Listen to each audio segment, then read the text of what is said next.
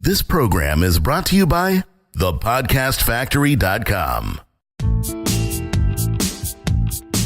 You're listening to the Pretend You're Fired Today podcast. And now, here's your host, Lisa Rangel.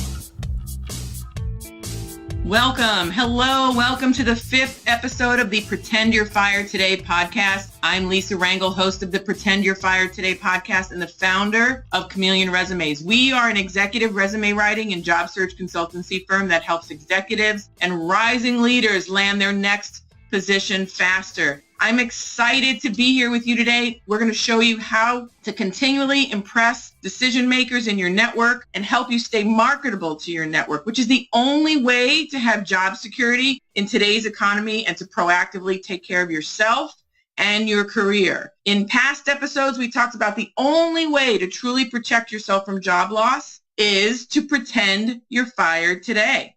Imagine that happening and then make a list of the activities you would do to start to find your next job. Always having this list in the works, having your resume ready, your profile ready, your network primed. This is the best path to always be working and not have gaps in between employment. As we said in episode 1, the first thing on that list is dusting off that resume and getting it up to speed. The last 3 episodes, we looked at how to format your document according to today's trends and how to find the right keywords to put into your resume so you catch the attention of decision makers in your network, hiring managers, and recruiters. Today, we're going to show you how to write an achievement-driven information technology leadership resume so you can outshine your competition and always be the candidate that gets the interview for these roles. You're not an IT person? Don't worry. You can jump to the next couple of episodes when we look at healthcare, finance, and marketing resumes, although you will find that these points in today's episode still apply to non-IT resumes. Whether it's an exploratory interview or an interview for a job opening, writing an achievement-based resume in IT as well as in other professions will always pique the interest of your network and of hiring managers that want top talent. Top talent is always being searched for. So let's get to this. Most high-performing CIOs and IT leaders, they haven't kept up their resumes because, they're too busy being high-performing and they're doing their job. As a result, their current resumes, they often still reflect their early years, where they were tactical practitioners of their craft and not the leaders of their craft. And they often don't have their track record, especially as a senior leader, documented. So as a CIO or a rising information technology executive or a senior manager, properly crafting an interview-generating resume is still one of those most important steps for communicating your skills, promoting your achievements, confirming your abilities to work with both technical and non-technical leadership and staff, and ultimately demonstrating how you're the best candidate for a coveted leadership role. The key difference in creating an effective IT leadership resume versus a staff-level IT resume is the integration of human capital management skills and fiscal acumen with your technical qualifications throughout the document. I'm going to walk you through 6 ways to do this here in our episode today. And for more examples on the topic, go to resumecheatsheet.com and you'll see expanded instructions and actual real-world examples demonstrating these points for leadership resumes. Bottom line is this: as an IT executive, you need to demonstrate how you've utilized human and technological resources to improve corporate profitability, period. And here are 6 ways to achieve this goal.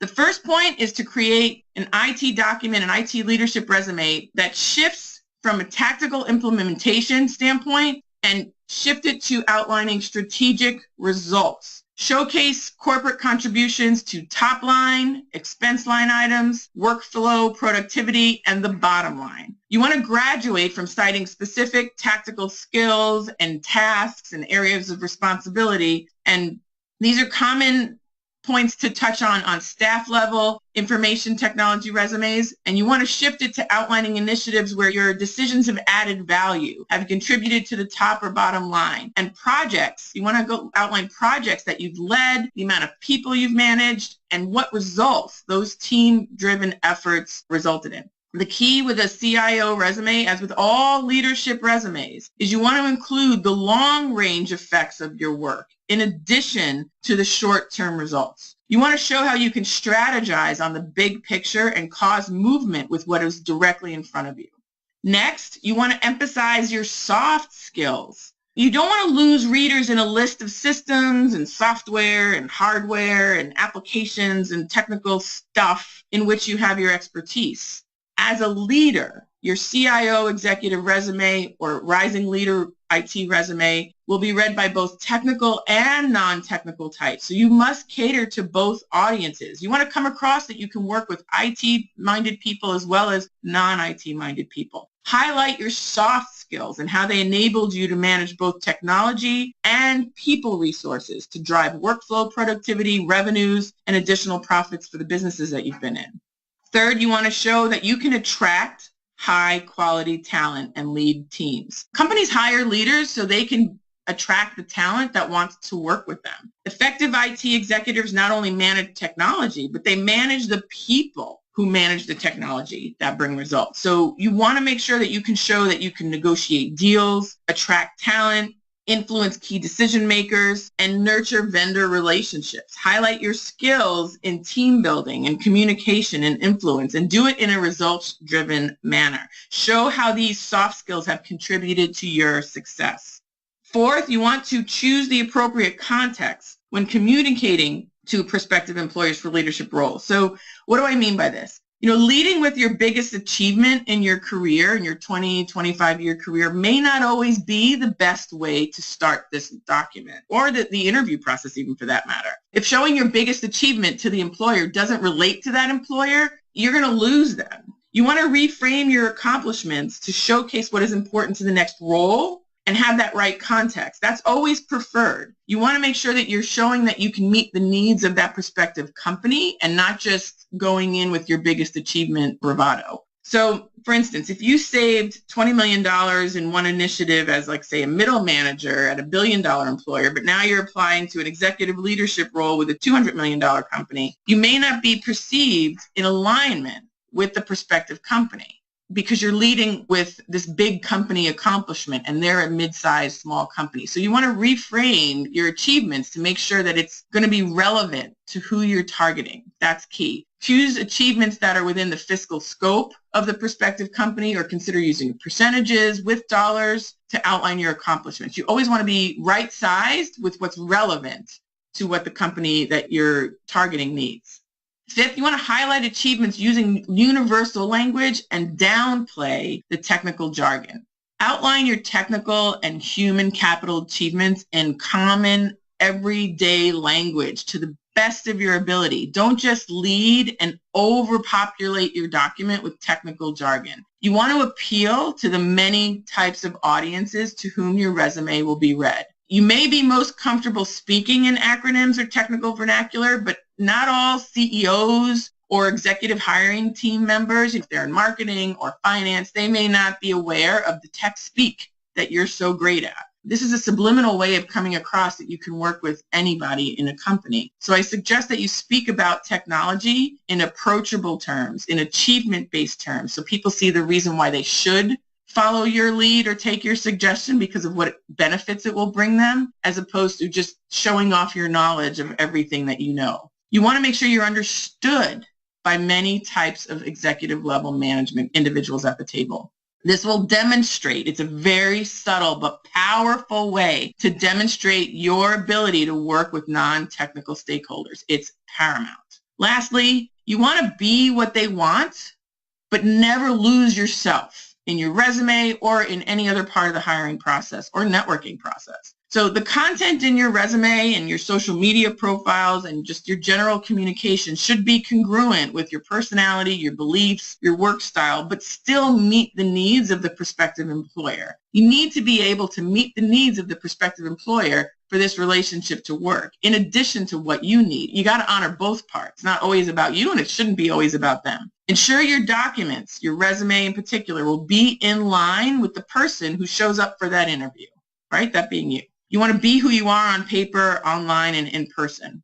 The resume of a successful CIO, Chief Information Officer, must not only demonstrate that you know the how and why behind the technology, but it also must tell a story on how you've communicated effectively with managers, lenders, shareholders, vendors, staff, and other key partners. You've heard me say this a few times because it's important. The best technical leaders will show how they identify and understand the implementation of current technology that breeds financial benefits, improves the company's position with the marketplace, and just simply makes their staff happier. So you're going to see an example of this at resumecheatsheet.com. So you'll want to make sure that you take a look at that. Bravo to you for writing this resume before you need it. It's so key. And if you're currently not working, don't worry. You know now what to do, and you can make your resume stronger starting today. So let's take action on today's episode. I want you to download our resume cheat sheet at resumecheatsheet.com. And you can start comparing your resume to the sample that I have on that cheat sheet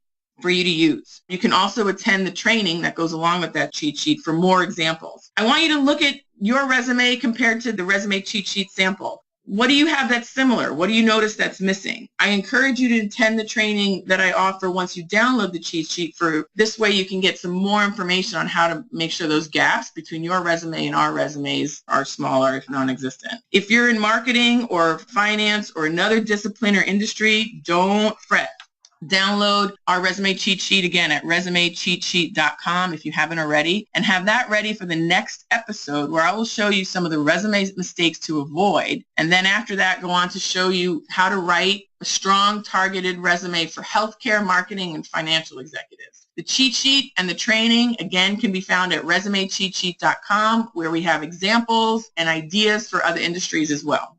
And remember, for the next few episodes, for the Pretend You're Fired Today podcast, we're going to go through a list of tactics and activities that you can do now, as if you were let go today, to ensure that you're always ready for whatever the world brings your way. My friend saved me with her priceless advice of Pretend You're Fired Today, as I discussed in the first episode, and I am paying it forward with you.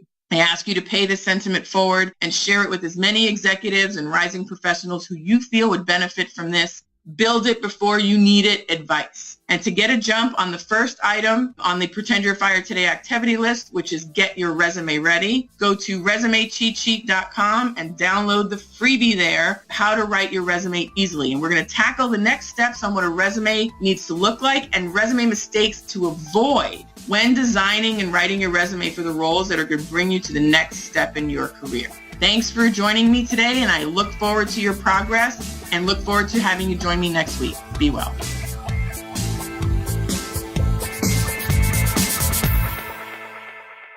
This is the podcastfactory.com.